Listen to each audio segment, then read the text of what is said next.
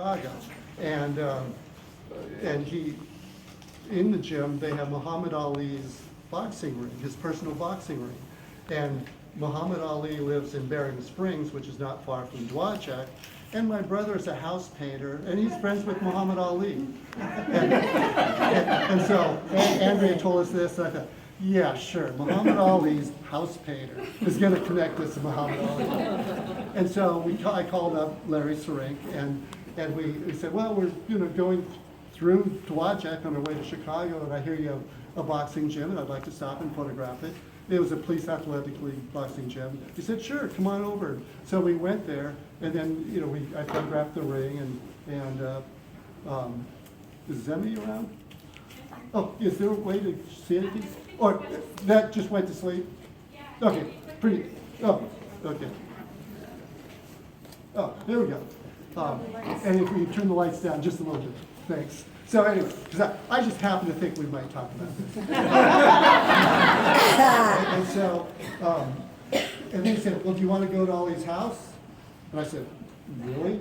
They said, well, let me make some calls. And so he called Ollie, he called Lonnie, his wife, and said, these guys are working on a boxing book, they'd like to meet you, would you like to, is that okay? And so Ollie said, sure. So Larry drove us to Muhammad Ali's house in Bering Springs, and he was telling us that, when he met Ali, Ali was depressed. He has Parkinson's.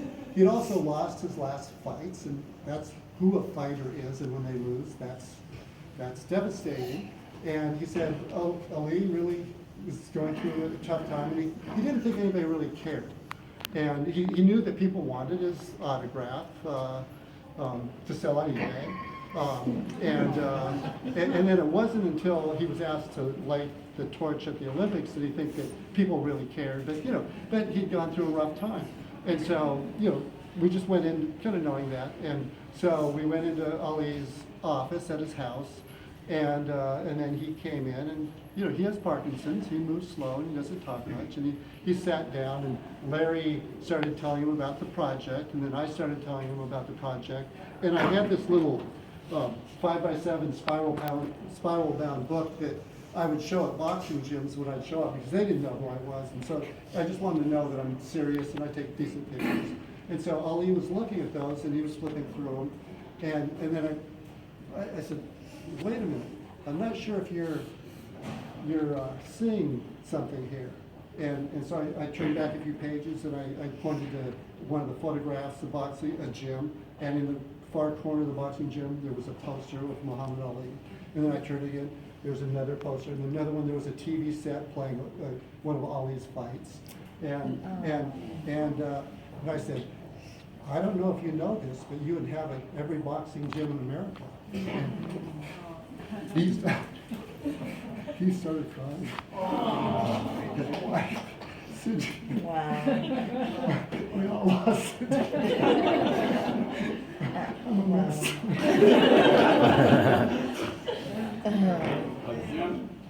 Jim, I have a story. We've got to go. In a minute. I think some of us. So Ali took us into his boxing room, which he has at his house, and he does this little drawing on the side of his ring, and it's him in a fight in the crowd,